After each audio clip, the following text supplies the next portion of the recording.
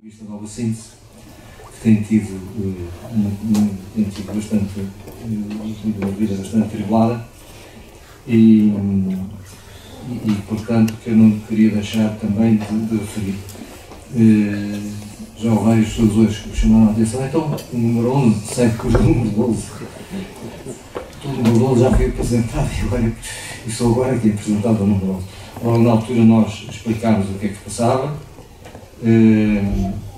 O Congresso do Mário Dionísio, em que quer a Associação Promotora, quer o Museu, fizeram parte da comissão organizadora, não terminou muito bem, quer dizer, no ponto de vista do pós-Congresso, depois que, digamos, a Presidente da comissão organizadora resolveu dissolver a comissão organizadora e, portanto, sem nos consultar, nem a nós, nem a Casa da Achada, nem ao Museu do Neorrealismo, e, portanto, ficou nas mãos da Presidente da Comissão Organizadora a edição, portanto, das comunicações do Congresso.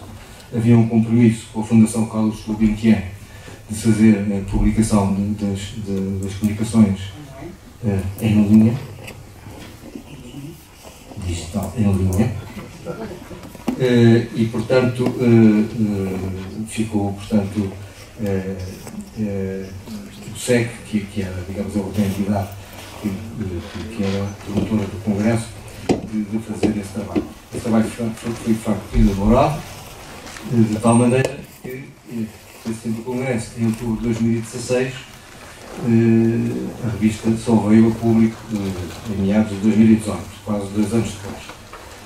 Isso foi, quer dizer, não foi bom, quer dizer, porque houve um atraso muito grande na publicação das comunicações, mas isso trouxe-nos a nós também, a Associação Promotora e a direção da revista, um problema muito complicado, porque nós, desde o início, nos tínhamos comprometido a publicar as comunicações, portanto, que é uma coisa, como sabem, em papel, é cada vez mais complicado, por isso o Gulbenkian tinha a previsão de fazer publicação online ou em linha, e de facto, com esse compromisso, nós não podíamos estar a evitar ou fugir esse compromisso e, portanto, tivemos que esperar, digamos, que as comunicações estivessem convenientemente prontas e revistas e em condições de serem publicadas.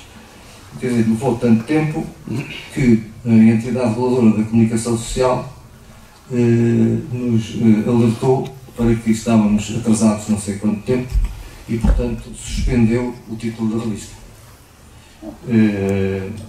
Nós contestámos isso, quer dizer, isso foi uma arbitrariedade da parte da RC, mas tem tanta coisa na comunicação social como se preocupar, que anda preocupada com uma revista como a nossa tenha algum atraso, e ainda por cima a lei diz que com 2 anos de atraso pode dar-se essa situação, e a revista não tinha sequer ainda 2 anos de atraso. Tinha assim contados mal, porque devia ter saído em 2016 e em 2018 não tinha saído ainda, quer dizer, mas os 2 anos não se contavam assim, porque tinham-se contar a partir da altura em que, de facto, do final de 2016. E eles fizeram esta alerta e este cancelamento, digamos, do título da revista ainda logo a seguir ao verão, portanto, antes dos 2 anos completados. O advogado do nosso conhecimento, que é também da direção da Associação de Escritores, fez uma contestação, mas não foi reconhecido, digamos, essa contestação. E, portanto, foi-nos retirado o título.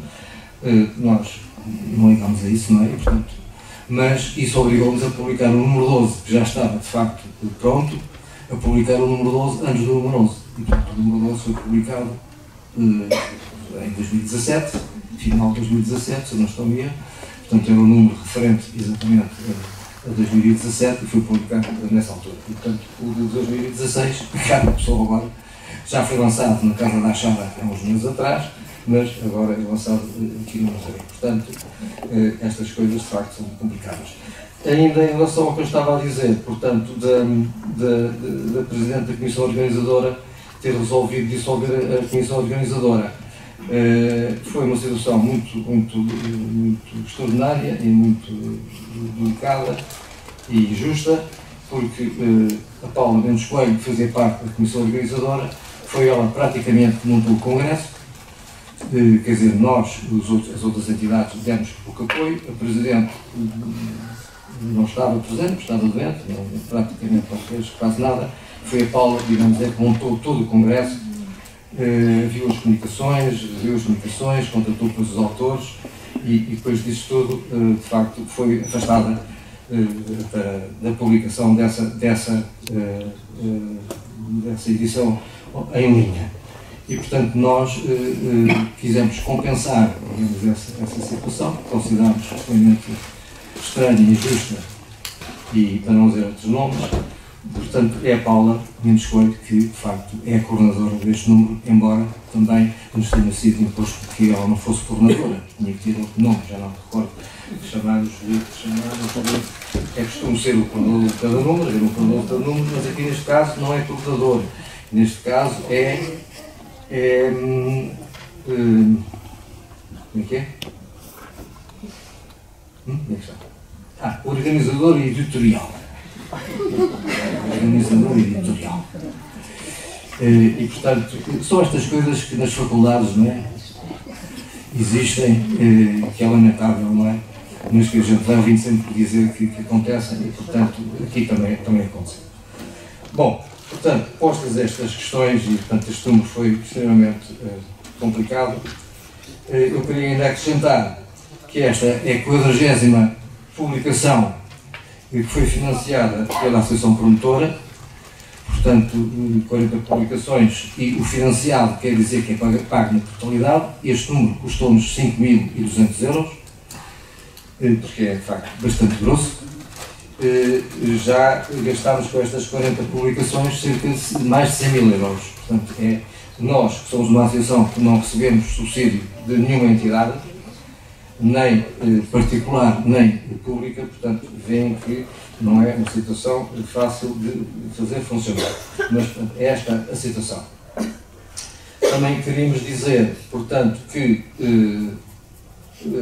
há uma editora, quer dizer, a Nova Síntese tem entregue a uma editora, mas as editoras hoje são muito complicadas, não é? Mesmo pagamos, digamos, a editora faz a composição gráfica, não é? Mas depois a revisão somos nós que a temos que fazer, somos os autores e a direção da revista tem que fazer a revisão, digamos, do nome. Portanto, a editora não tem essa despesa, que é uma despesa de revisão normalmente cara, não é? E, portanto, é nestas condições, portanto, que a revista é impressa. Muitas vezes as pessoas julgam, a editora, então eles é que são responsáveis, então eles é que sabem. Não, eles não sabem nada.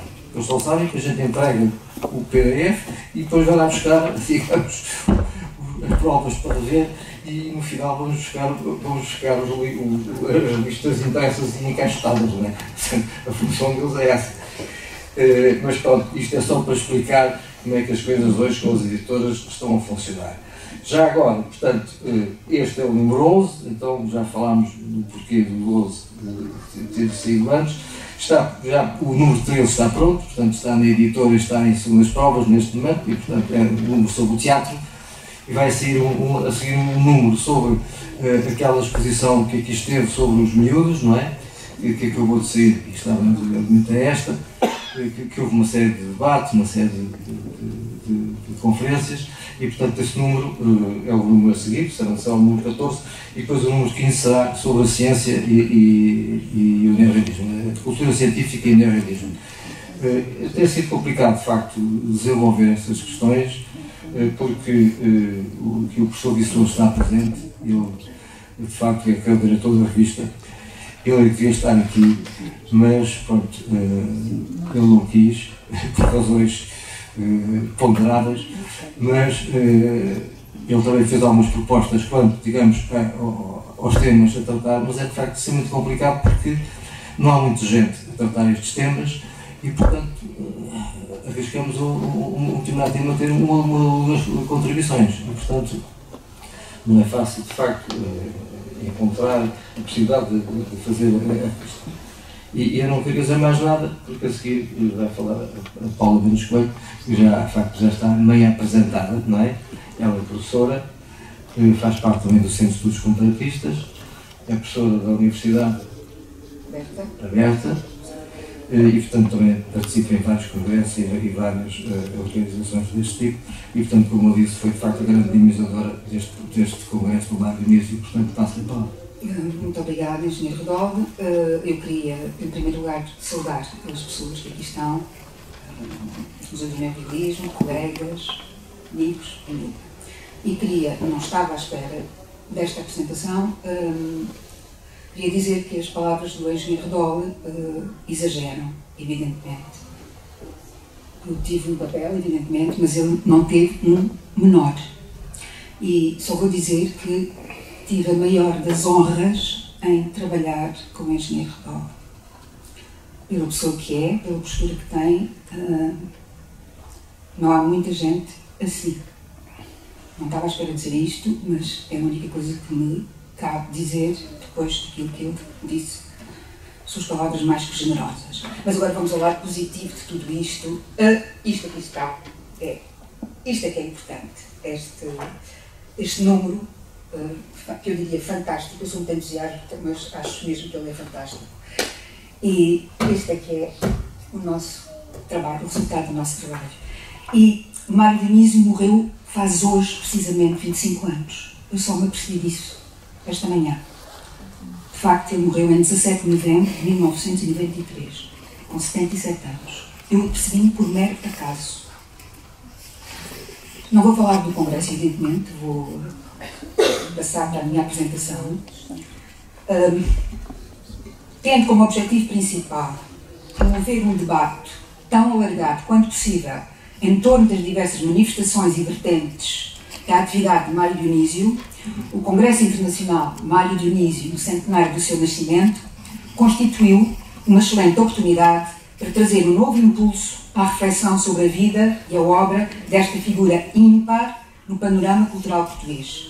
Este volume é prova disto, pela quantidade, mas sobretudo pela qualidade dos ensaios que aqui estão compilados.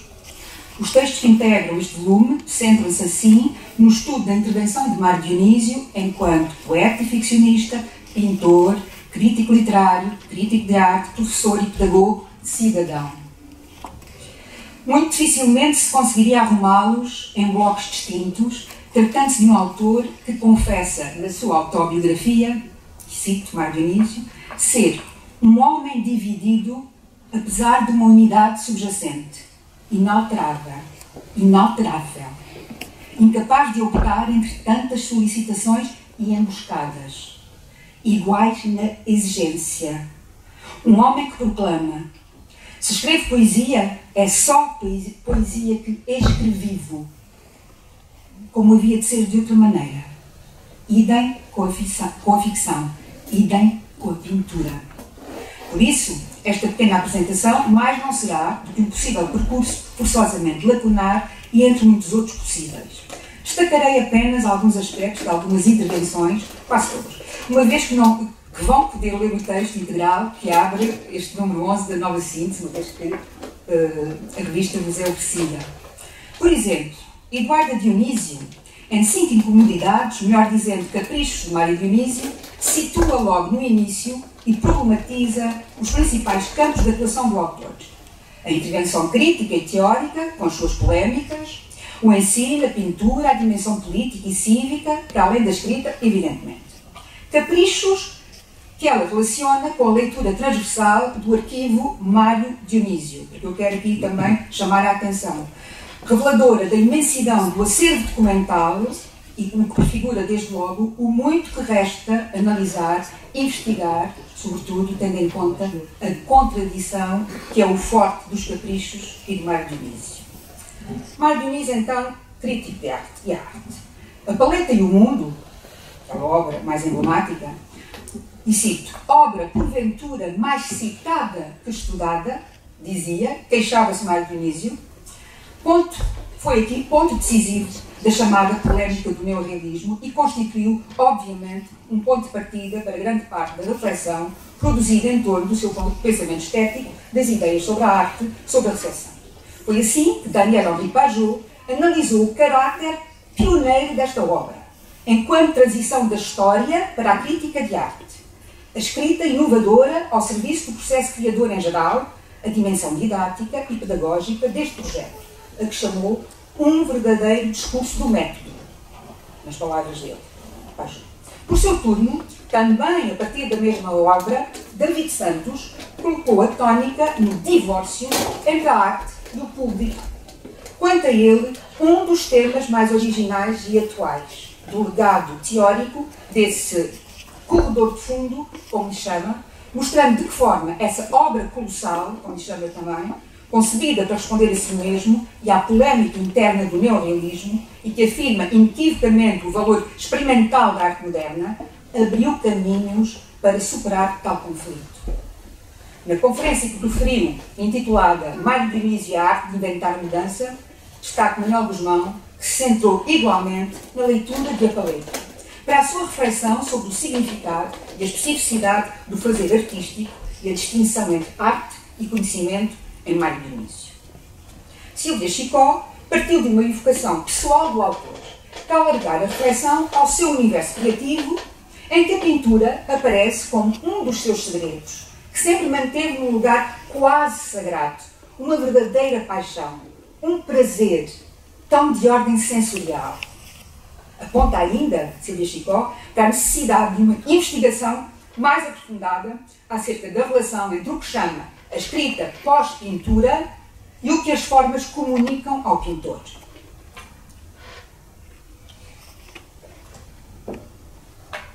Ana Figueiredo, a partir das sessões de leitura de A Paleta também, que orientou na Casa da Achada Centro Mário Dionísio, traçou interessantes figuras de palavras, de pensamento e de imagens. Relativamente à ideologia e à política, João Madeira considerou o autor um dos protagonistas, e cito Madeira, de um dos dissídios mais lúcidos e mais sustentados doutrinariamente na história do PCP. Convocando para tal o importante ensaio O Sonho e as Mãos, em que Mário Dionísio aponta o caminho que nunca deixará de seguir. E cito: penetrar na zona complexa, mas viva, onde os sonhos e as mãos se encontram e confundem para a construção dos monumentos. Por seu turno, Yuri Paiva traça o percurso cívico, político e de intervenção social de Mário Dionísio entre 1952 e 1993, bem ciente de que a atividade política se encontra em toda a sua obra literária, na sua pintura, na preparação das aulas e nas entrelinhas dessas mesmas aulas.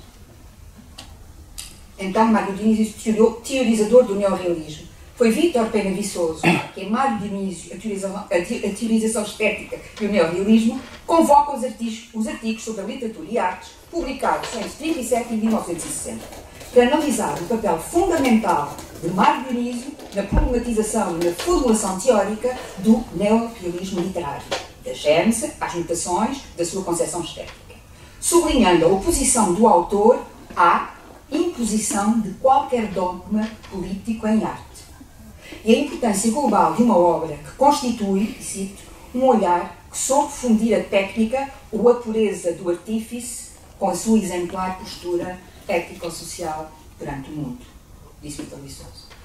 António Pedro Pita vai aprofundar o conceito de deformação, no que considera ser um contributo original do ensaísmo de Mário Dionísio para a criação de um novo realismo, clarificando a posição teórica do autor relativamente a esse neorrealismo, que quis não ser realismo socialista, mostrando como desde cedo Dionísio ultrapassou a confusão entre realismo e realidade.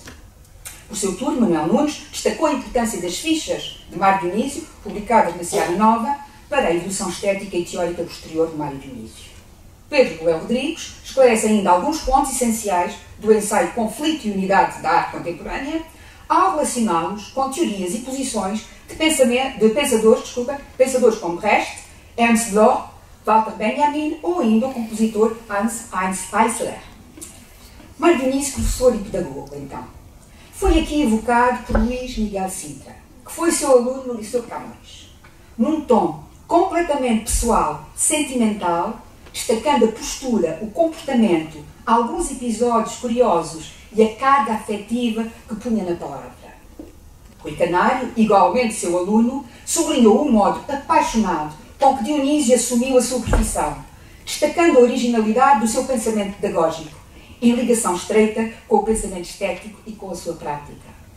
Também António Carlos Cortês, que não foi aluno de Mário Dionísio, mas é professor no Colégio Moderno, onde Mário Dionísio também lecionou, convocou o ensaio intitulado de Mário Dionísio Enfado ou Prazer, Problema Central do Ensino.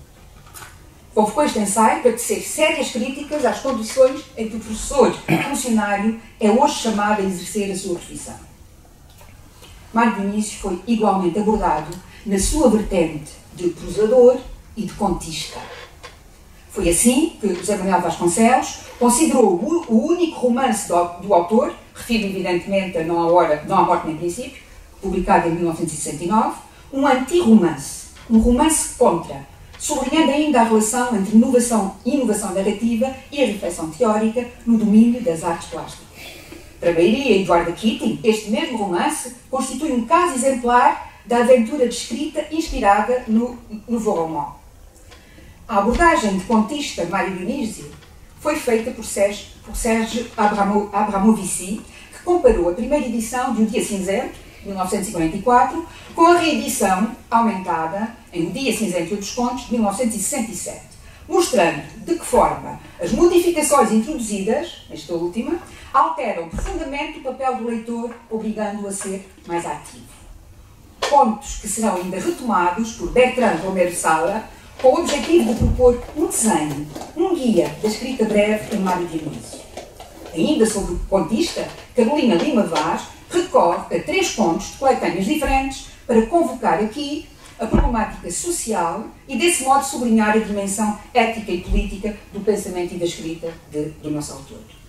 Relativamente à poesia, à arte poética de Mário Dionísio, destaco as intervenções dos 2 poetas, Nuno Judice e Gastão Cruz. O texto de Gastão Cruz só figura nesta edição publicada, não está na edição online.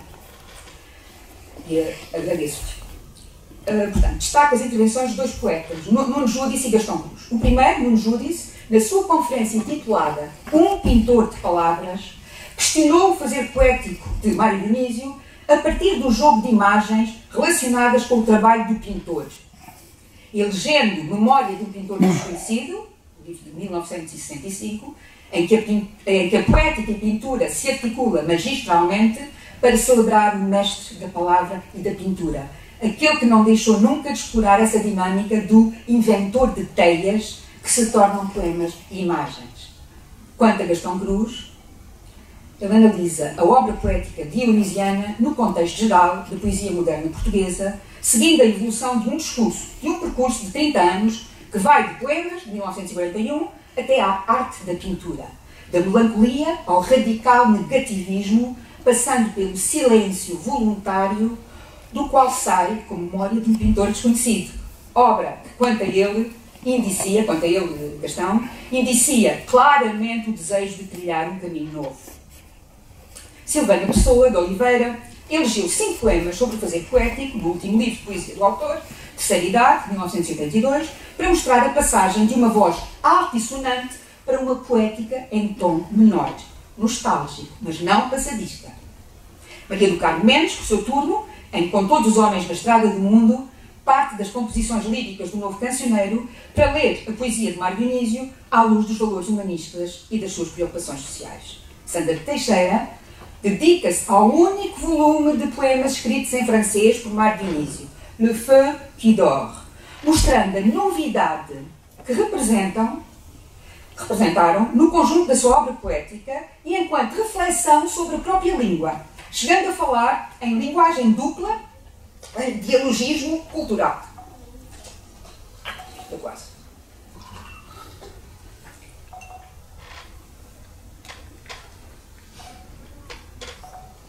Catherine Dumas indagou de que forma o espaço íntimo é configurado desde o início na obra literária e pictórica de Mário Dionísio, a partir igualmente da correspondência, dos diários e de álbuns de fotografia. Relativamente à escrita intimista, Eunice Ribeiro e Teresa Jorge Ferreira dedicaram-se à expressão autobiográfica e autorretratística da obra de Mário Dionísio. Renato Roque questionou a relação dos neorrealistas com a fotografia e com os fotógrafos, para destacar a posição de Mário Dionísio, um dos poucos a ter discutido, no ensaio que publicou, o papel deste meio de representação artística. E agora passamos para outras obras, outros escritores. Que relação estabelece então com eles Mário Dionísio? Maria João Brilhante analisou a relevância dos prefácios que escreveu Mário Dionísio para obras de escritores e pintores contemporâneos publicados entre 1948 e 1989, os quais conseguem forjar, quanto a ela, condições de aproximação com essas outras obras e autores, mas ainda se afirmam por si próprios, proporcionando igualmente e sempre 2 dedos de conversa com o leitor, graças ainda àquilo que ela chama a extraordinária expressividade da escrita do autor. Ainda no âmbito dos encontros com outras obras, Carino Infante do Carmo, em Mário Dionísio, o homem que inventou José Gomes Ferreira, destacou uma caminhada e raízes comuns. Destacou a amizade e o diálogo que sempre existiu entre ambos, a par da posição independente do crítico literário, da sua exigência e rigor analíticos, fruto de uma leitura profunda, maturada, assente no conhecimento minudente da análise de texto, que o tornam, Mário Dionísio, segundo Carino Infante do Carmo, quanto a ela, um dos mais relevantes exegetas da obra em verso e em prosa de José Gomes Ferreira. Só isto. José Manuel da Costa Esteves aproximou o universo de Mário Dionísio do de Maria Judite de Carvalho, percurso pessoal, cultural e literário, encontrando várias pontes entre os dois.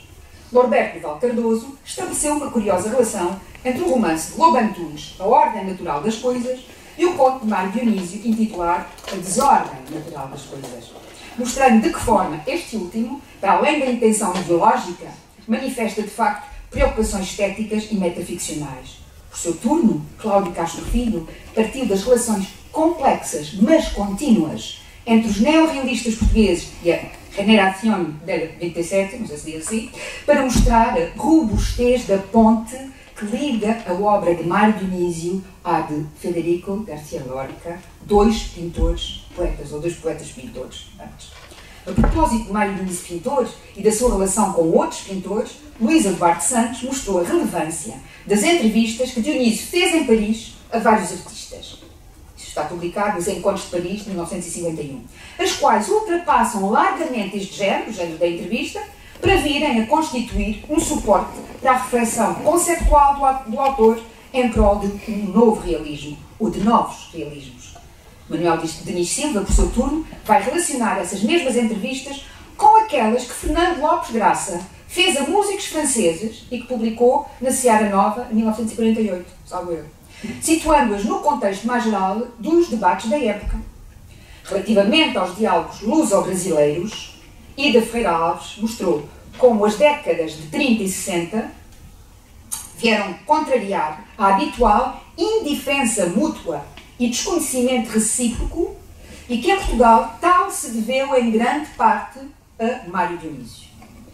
João Marcos Lopes procurou igualmente essas ligações com a literatura brasileira dos anos 30 ao convocar o discurso crítico do jovem Mário Dionísio, a partir de artigos e recensões publicadas em O Diabo, entre 1937 e 39. E isto quase de fim. No quadro mais amplo da poesia portuguesa, Eduardo Lourenço, em Evocação Truncada de Mário Dionísio, centra a sua reflexão no neorrealismo enquanto voz coletiva, ironicamente constatando que, e cito Lourenço, nisto, ao menos, cumpriu o seu programa de subsumir simbolicamente o individual sob o comum. Fecho. Para depois de analisar, Eduardo Lourenço, o contributo individual de vários autores como Namora, Manuel da Fonseca, convocar finalmente Mário Dionísio.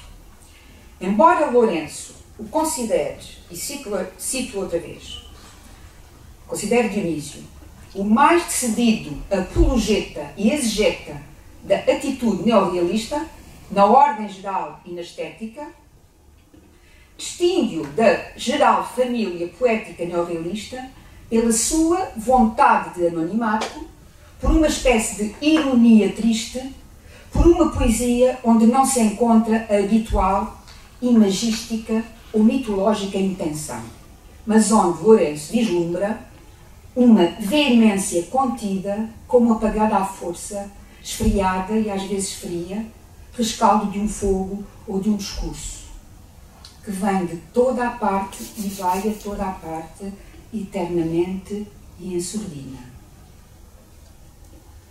Remeterá o algo inesperado título escolhido por Eduardo Lourenço para o muito que ainda aqui ficou por dizer de Mário Diniz e da sua obra, sobre a poesia, a ficção, a pintura, o ensino, o ensaio teórico, a malfadada crítica, será, talvez, tema para um outro colóquio. Seria tema para outro colóquio. Eu vou só acabar, desculpem, se me permitirem. Acho que não faz sentido fazer uma sessão destas sem ler alguma coisa do autor que aqui homenageamos. Então quero só ler à escolha, portanto, eu escolhi 2 ou 3 pequenos poemas que me dizem respeito, no sentido em que são aqueles que para mim interligam melhor a palavra e a cor, pintura e poesia.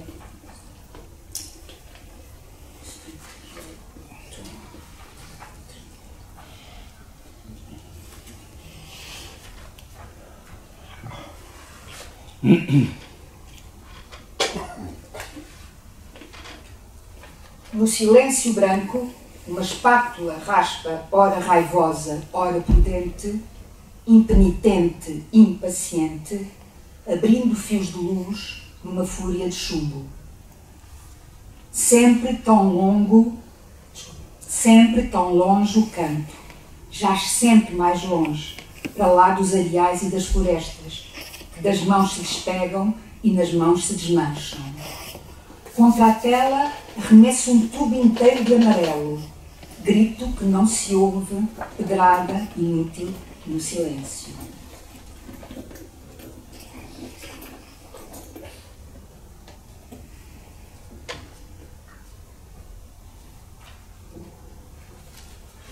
Este é sobre o verde, que é a minha cor preferida.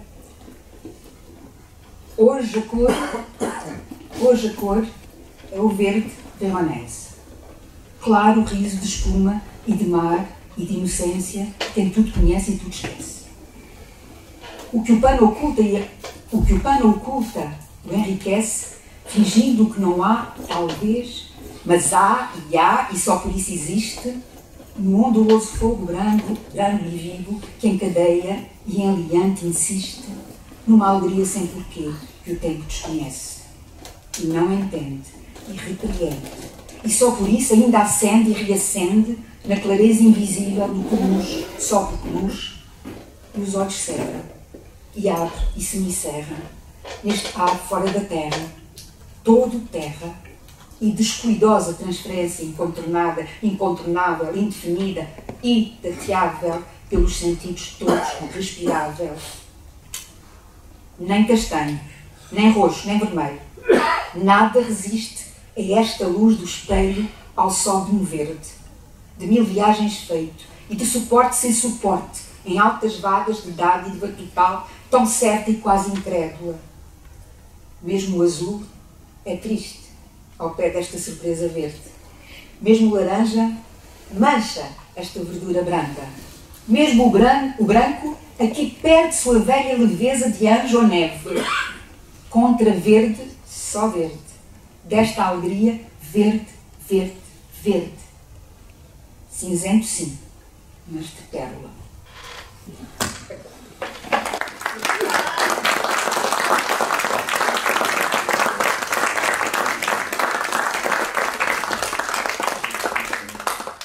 Agora, talvez alguém ache que quer dizer alguma coisa, fazer alguma pergunta, uma afirmação.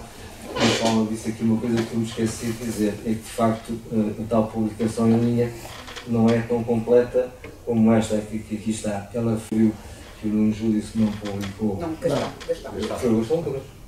O Gastão Cruz, o António Pedro Pita e o João Madeira, de facto, estão aqui nesta edição, mas não estão na tal versão em linha. Isto é só para esclarecer esta situação, portanto, é mais completo, digamos, este volume do que a tal versão em linha. Já agora, a tal versão em linha, eu disse que tinha sido imposta pela Fundação Carlos de Gulbenkian, que deu um subsídio relativamente pequeno, várias organizações de facto sociais congressos, foi o Centro de Estudos Comparatistas, a FCT e a Fundação Carlos Gulbenkian. Acabou por ser a nossa associação quem entrou com um valor mais elevado. Quer dizer, somos mais importantes do que a Fundação Gulbenkian, com certeza, porque pagamos mais do que a Fundação Gulbenkian. Mas a Fundação Gulbenkian, tendo entrado com um valor não muito elevado, viu-se, quer dizer, achou-se com a coragem para exigir que de facto houvesse uma publicação em linha, não estava previsto inicialmente, estava previsto essa uma publicação em volume. Se alguém agora quiser usar da palavra, fazer alguma pergunta, fazer alguma sugestão ou fazer alguma, dar opinião sobre o Mário Dionísio, há aqui alunos dele, não é? Não cheguei a ser. Não chegaste assim. Eu também. No moderno. Foi. Já não o apanhei.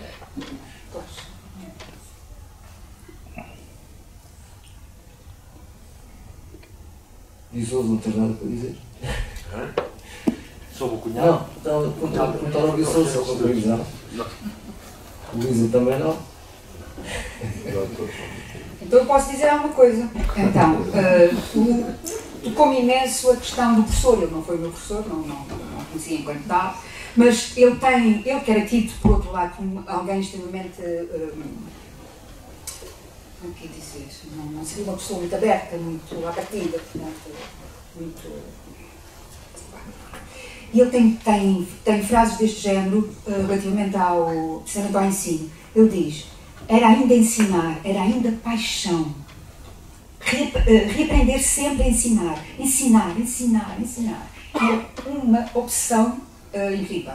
E tenho aqui um pequeno depoimento do Luís Miguel Sintra, se quiserem que eu leia, em que ele diz o seguinte: desde as aulas de francês, Luís Miguel Sintra, vi nele, mais que tudo e através de tudo e cada coisa, um professor.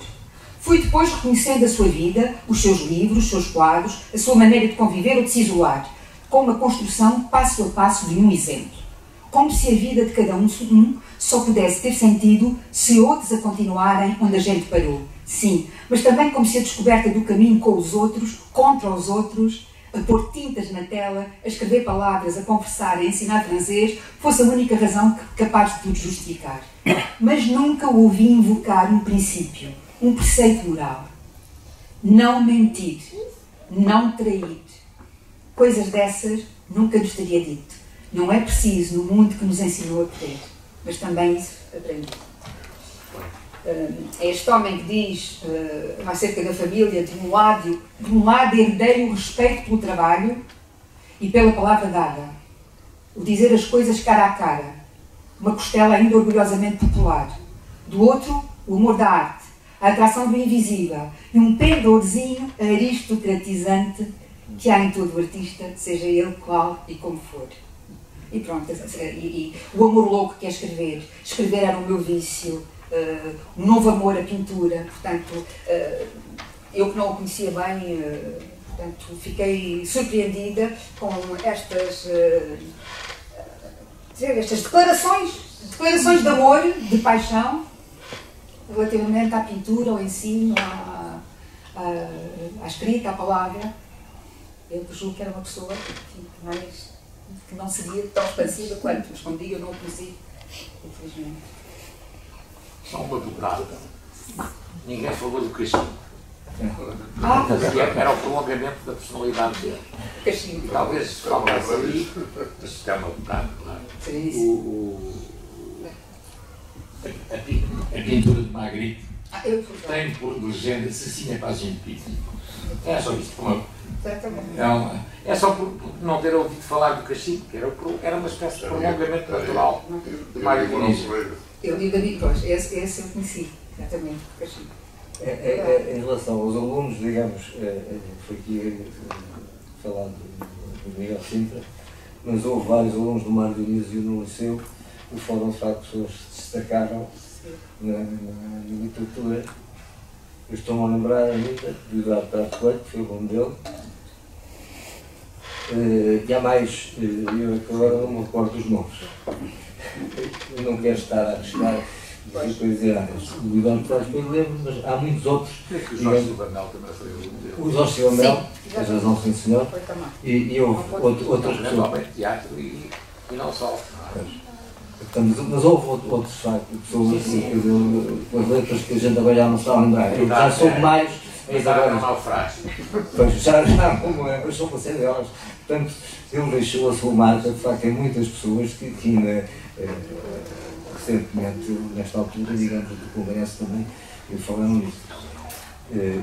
Visto aqui que o Mário Dionísio era muito pessimista, não é? Até a poesia dele evita por Eduardo Lourenço essa situação. Era tão pessimista que ele não acreditava que o Deus do realismo fosse prudente.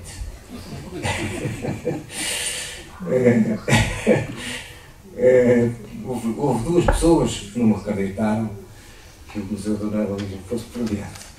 Como está? Eram as duas. É? O Mário Dionísio, o outro foi o Fernando Piteira Santos. Mas o Piteira era pessimista por outro. Eram os dois extremamente pessimistas. E tal, o Museu do Neorrealismo em Vila Franca, estás um brincalhão e tal. Temos pena que eu já não tenha assistido à inauguração do museu e outras coisas. Temos pena. António. Sim. Eu não fui aluno do Mário Dionísio, mas considero-me como tal. Porque dos contactos que tive com o Mário Dionísio havia sempre uma coisa presente em todas as conversas, que era o seu rigor. E quando há bocado se falou do cara a cara, às vezes o cara a cara pode ser mal interpretado. Porque há pessoas que falam que se gabam muito do cara a cara e são mal criados. São pessoas que não têm noção daquilo que estão a dizer e daquilo que podem ferir os outros.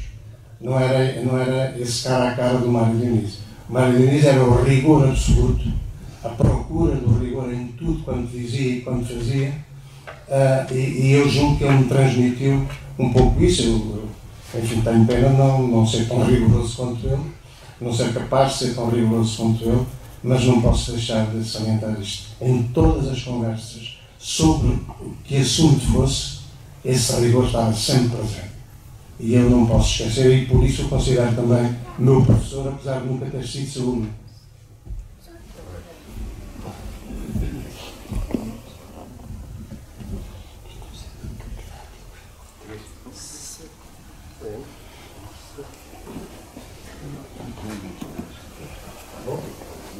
Mas ninguém quer dizer nada.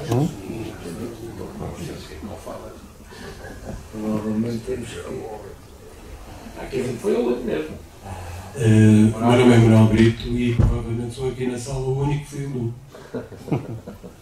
Sou justamente da turma, li agora em diagonal dos textos do Rei Canário, do Luís Miguel, portanto fui dessa turma, a turma B, do Liceu Camões. Mas Camões nessa altura era uma espécie de campo de concentração, sem fornos crematórios, mas o Mário Dionísio, que eu me recordo, era muito bom professor, no sentido que eu falo bem francês e certamente uma das razões foi porque o Mário Dionísio era muito bom professor. Às vezes ficam espantadas as pessoas e os franceses, como é que eu falo bem francês? Devia ter sido aluno do Liceu Francês, ou coisa assim. Não, eu aprendi no Liceu, que é uma coisa absolutamente inacreditável para muitos. É claro que havia, e isso é descrito, já não sei se pelo Luís Miguel Sintra, se pelo Canário, havia ali uma escolha nesse tempo dos alunos que iam para as turmas. E é bom compreendermos essa seleção que era feita. Portanto, o reitor da altura,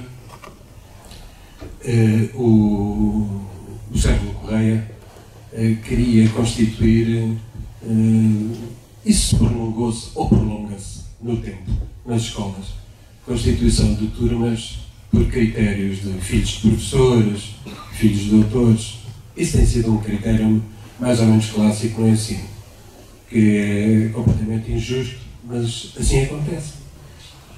E nesse tempo, portanto, estamos a falar, ora eu entrei em 59, depois do terceiro ano, para em 62, era uma época muito complexa.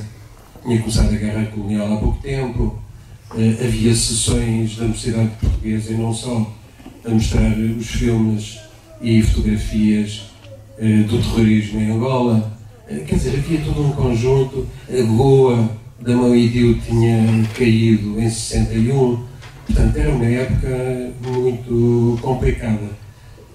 O Mário Dionísio, ao contrário de outros professores, a ideia que eu tenho é que ele estava, como se diz em francês, au-dessous de la mêlée. Portanto, ele não se implicava diretamente com os seus alunos, pelo menos eu era criança. Distinguia-se de outros pela sua postura profissional, que era muito elevada, e pela qualidade do seu ensino. Agora, eram tempos muito complicados. E essa história, eu, por exemplo, não me dei bem. Não me dei bem porque no meu primeiro e segundo ano, portanto, o meu pai não era doutor. Eu fui para uma turma das DE, aquelas que era da tarde. Mas depois era bom aluno e então o Céu do Correia às vezes selecionava alguns para no terceiro ano se juntarem aos filhos dos professores, como eram o Luís Miguel Sintra e outros. E francamente, e o Guterres, que era dessa turma também, o Rendas, que foi reitor da Universidade Nova, até há pouco tempo, eram os dois da mesma turma. Mas eu francamente não, em algumas cadeiras não me dei bem e eu sentia, acabei por chumbar nesse ano, não me sentia à vontade, não eram crianças, digamos, normais para aquilo que eu era. Estou a fazer uma confissão pessoal. Isto é, jogar a bola, andar à pancada, fazer escondidas, etc. Era uma turma de miúdos muito reservados, muito dedicados ao estudo, como foi o caso, não é? E de alguns professores retenho essa marca de rigor e que ensinavam bem. Certamente o Mário Dionísio foi um deles. Mais tarde tive contato com ele, eu era amigo do meu pai, que estava na área das artes, e tive um outro contato com ele. Mas, portanto, já que sou o único aluno, fazia mal se ao menos não o declarasse para memória futura. Estou obrigado a falar.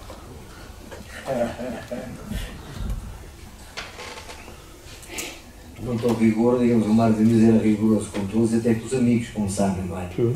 Lá em cima está uma carta que o Portinari escreveu-lhe a dizer que tinha havido um escritor que tinha oferecido um livro qualquer, não sei o quê. E o Mário Dionísio diz logo, não sei o quê, pois ele, o escritor é simpático. Era um termo que eu usava muito, quando queria dizer de um escritor que não era grande escritor, é simpático. E essa carta que lá está em cima, de facto, não está em cima. Mas ele nunca deixava, quando tinha alguma coisa para dizer, nunca deixava de dizer, mesmo que as pessoas não gostassem daquilo que ele dizia. Ele a mim disse muitas coisas que eu também não gostei, não é? Como essa que não acreditava que o Museu de Arame se fazia, não é? Mas o teu pai gostou, o teu pai gostou da crítica que ele fez, apesar de ter sido uma crítica muito severa, não é? Exatamente. Mas o teu pai gostou e agradeceu-lhe. E outros também, ele foi extremamente exigente com outros também, mas não eram amigos, mas não deixava de dizer o que tinha para dizer. Sim, sim. Portanto, parece que aquilo que era idiosincrático, que tinha que dizer quando havia qualquer coisa que ele achava que não era correta ou não era perfeita, ele tinha sempre que denunciar a perfeição. Ele fez uma vez um texto, que eu agora já não me recordo qual que era, e eu chamei-lhe a atenção que o número do diabo não estava correto, que ele citava. E aí é que foi complicado. Não, ele não reagiu mal, mas percebi que ele tinha ficado constrangido. Não estou, mas fico constrangido de eu ter encontrado, eu que era um leigo, não é? Ter encontrado num texto dele um erro quanto ao número do diabo. Não é? Convém dizer que o diabo era a extrema-esquerda e a gente extrema-direita. Exatamente. Mas isso não tinha muito a ver com isso.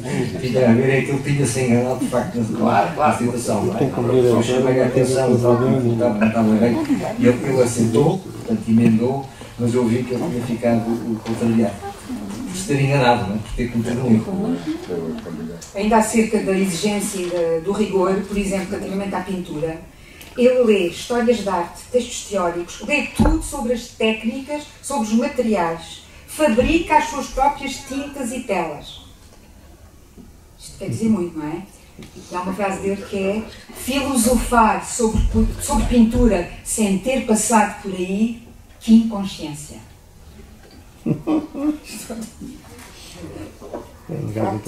Dizer que é Maria dos críticos de arte não podemos ser.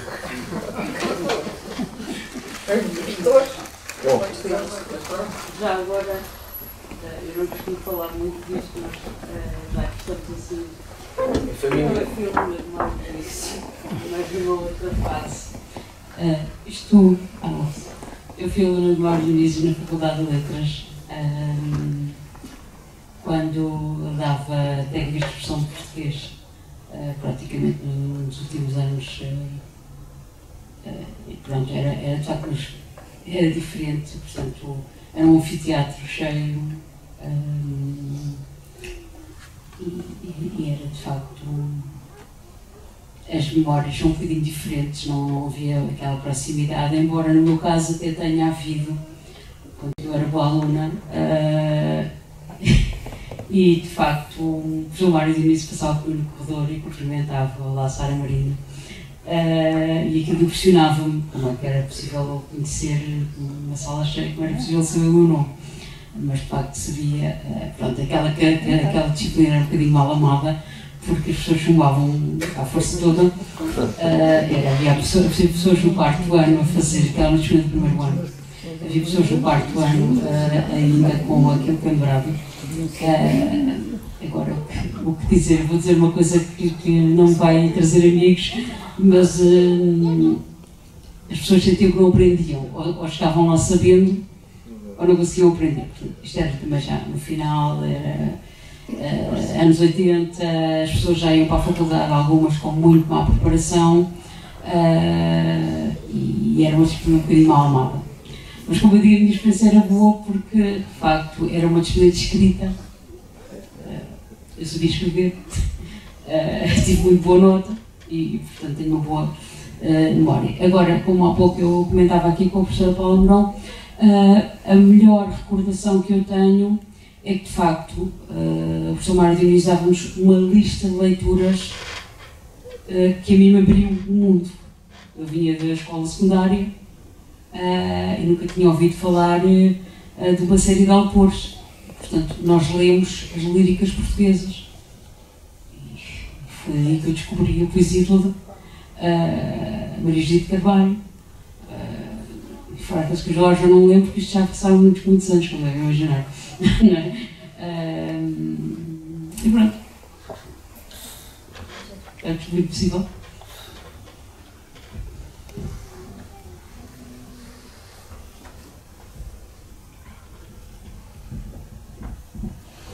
Essa experiência dele como professor da Faculdade de Letras, também temos aqui uma experiência em Vila Franca de alunos, não era alunas dele, quando nós, da Associação Promotora, fez aqui há uns anos atrás uma série de ações de formação para professores, porque os professores aqui de Vila Franca e aqui do Conselho queixavam-se que não conheciam muito dos autores que apareciam como obras obrigatórias.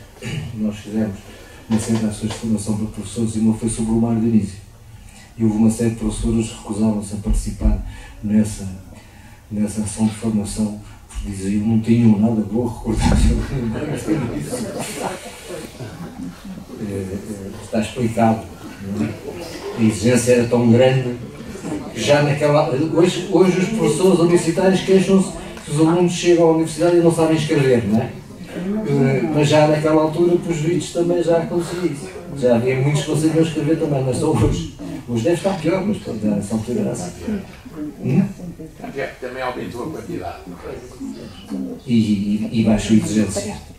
Quer dizer, os homens com o Mário Diniz já não estão nos liceus, nas escolas, não é? Havia muitos professores, grandes professores, digamos, que estavam nos liceus, não é? E hoje já não acontece isso. Outro que estava também no Liceu Caldas era o Giro Ferreira, não é? Era professor também, e também tive vários alunos que depois se enganaram na carreira. Mas alunos que foram do Mário Diniz lembram-se de como é que um pensava um do outro, não é? O que é que eles diziam um do outro? O Mário Diniz e do Virgílio Ferreira. Mas o grande símbolo do Virgílio Ferreira foi, sem dúvida, o... Mas eu gostava só de dizer uma coisa.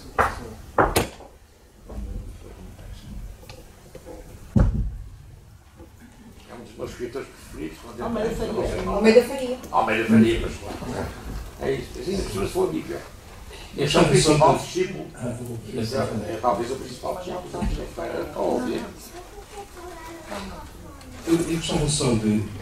Há aqui na sala pessoas mais velhas do que eu, provavelmente terão tido experiências idênticas na vida do Liceu. O Liceu Camões era dirigido por um fascista. E eu nunca consegui compreender como é que havia professores como o Mário Diniz, o Virgílio Ferreira ou outros, que eram tolerados. Eu lembro que havia um amigo do meu pai, um professor de matemática, o Neto, que dizia que quando iam falar com o reitor, tinham sempre uma sensação de culpa. Alguma coisa estava mal. E isto era muito interessante. Eu lembro-me que levei uma suspensão de um dia porque bebi água no chafariz em frente do liceu. E, portanto, por exemplo, quando o reitor entrava no pátio, todos os alunos se tinham que levantar, ou então, quando estávamos formados na Universidade Portuguesa, fazendo uma saudação, o hino, lá vamos cantando e rindo, o reitor chegava e fazia qual o cônsul romano, levantava o braço e, para dizer mande descansar e tal, dizia mande. Quando o comandante Falange, que eu nem digo quem é, porque ele deu uma grande cambalhota política, tenho vergonha de dizer quem é, deu uma enorme cambalhota política, felizmente.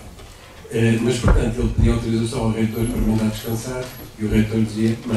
Portanto, eu não compreendo, nunca me explicaram, nunca decidi aprofundar.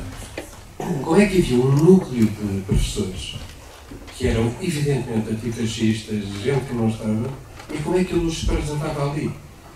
Para a qualidade de ensino, é uma explicação possível. Mas era um facto que eles estavam lá.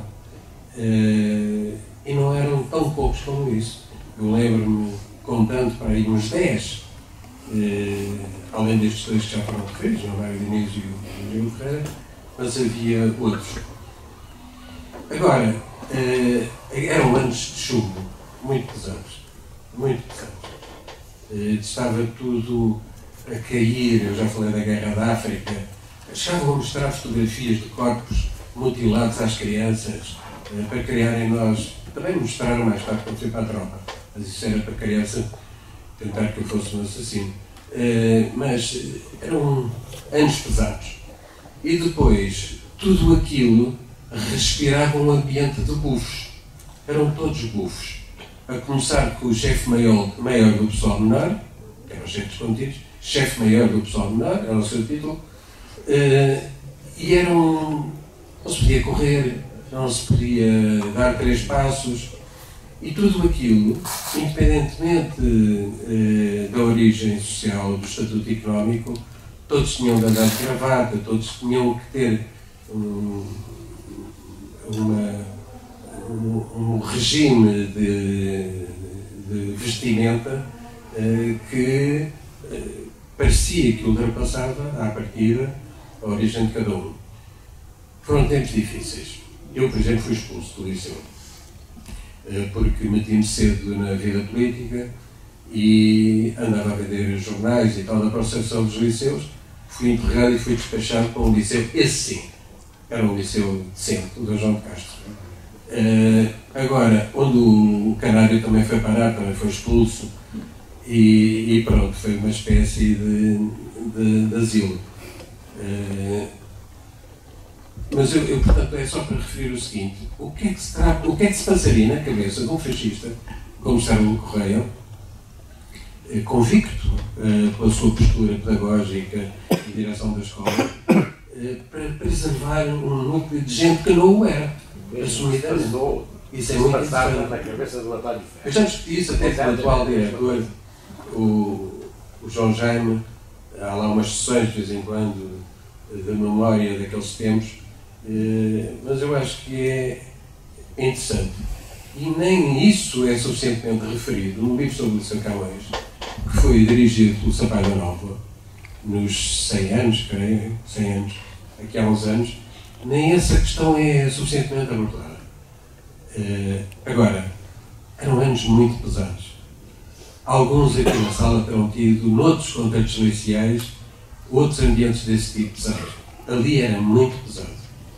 Mas havia belos professores que ensinavam mesmo, a sério. Eles eram Deus. Mas o mesmo, já agora, o que se passava com o Sérgio, mesmo que se passava com o Sérgio Correia, passou-se com o António Ferro e passou-se com o Duarte Pacheco. O António Ferro conseguiu atrair para si tipos de. Olha o Almada, por exemplo, a Almada Igreja, mas não só, o próprio Fernando Pessoa e o Leandro Barros também, e o. Enfim, o Queiro Amaral, por exemplo, nosso amigo. Como? O Almada não seria assim muito.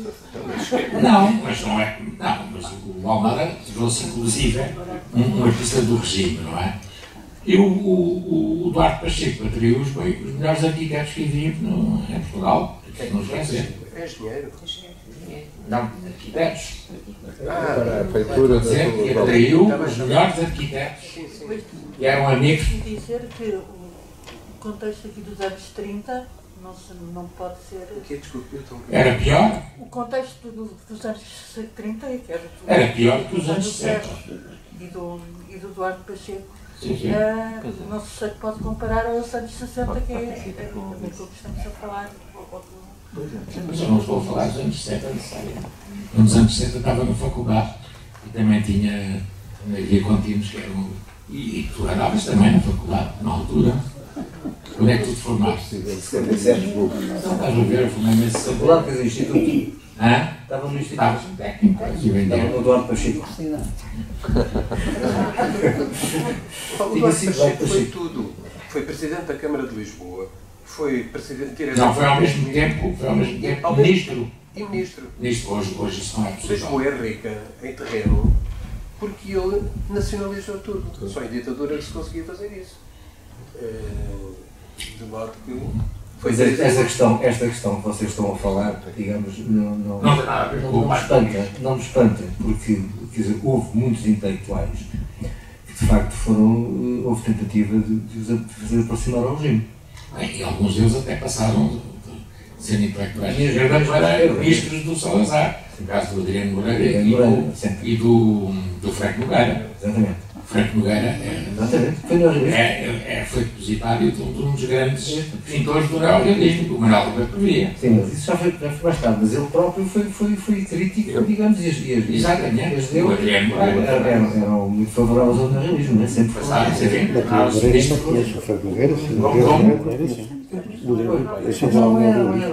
Não, foi de esquerda. E há de facto muitos arquitetos em companheiro do Brás o irmão do Sr. Pereira Gomes. Alfredo Pereira Gomes. Alfredo Pereira Gomes era um matemático. O José Pereira Gomes foi daquela comissão que eles dão as públicas, a comissão superior de tentativas de facto de aliciar mal malta que está bem à esquerda, não é? E alguns até comunistas, para o regime, não é? Mas não foi feito toda a gente, quer dizer, havia ali no regime, havia sempre ali uns tipos mais moderados que queriam, digamos, buscar essa gente porque era gente competente e, portanto, tu falaste dos arquitetos, eu estou a falar das mulheres, por exemplo, a Maria Letícia também estava expulsa, não é? E o Leite Pinto foi buscá-la, não é? O Leite Pinto é outro dos ministros que de facto foi buscar a Maria Letícia, Era ministro da Educação. que era ministro da Educação, foi buscar o António da Silveira, que era daquele grupo dos matemáticos, portanto, daquele do Bento Caraça, do teu pai, do Valadares, do matemático físico, portanto, dos matemáticos, né? Portanto, do Alexandre Monteiro, etc. E o António Silveira era físico e fazia parte daquele grupo de matemática e de física, portanto, da matemática, etc. Portanto, era um tipo afastado, não era um tipo que estava posto de parte, e ele foi buscá-lo, portanto, claro que o neutralizou, o caso do António Silveira, não é? E muitos deles também, não é? E também exigiam isso, não é? Uma neutralidade política, não é? Portanto, isto é, não ter intervenção política nenhuma, não é? E, portanto, isso também é verdade que assim foi. Houve uma tentativa também com o Manuel da Fonseca. O Manuel da Fonseca também. Era difícil de convencer, não? Pois, mas houve uma tentativa também de Manuel da Fonseca, digamos, do CNI, ou já o Sor, o António Ferro, um deles, de buscar o Manuel da Fonseca, não é? E houve depois uma reação da parte dos escritores, portanto, dos outros, digamos, a impedir que isso acontecesse, não é? E, portanto, houve algumas situações dessas, não é? Portanto, com mais pessoas, quer dizer, eu já tenho que falar de 2 ou 3, mas houve muitas pessoas, portanto, eram pessoas de grande... Tipos como o Fernando Lopes, como o António Pedro, Vasconcelos e companhia. Mas que eram tipos de grande projeção e grande inteligência, e, portanto, excelentes profissionais que o regime tentou para neutralizar. Também para os neutralizar, não é?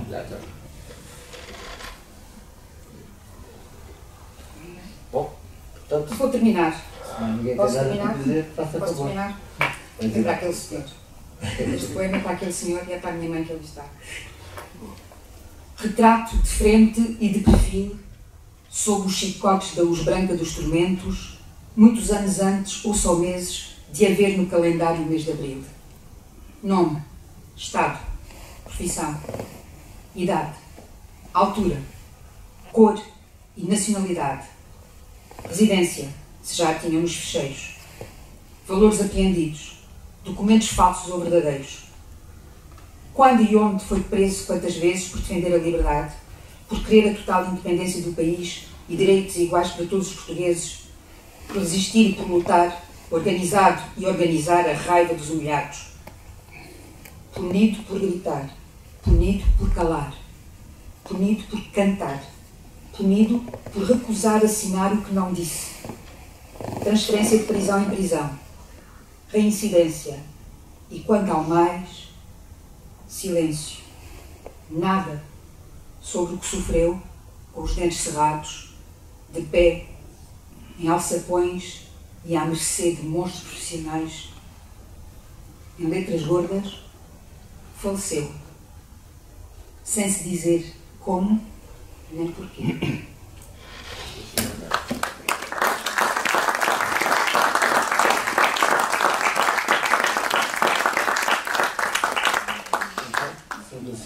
Encerramos mais esta sessão e até à próxima.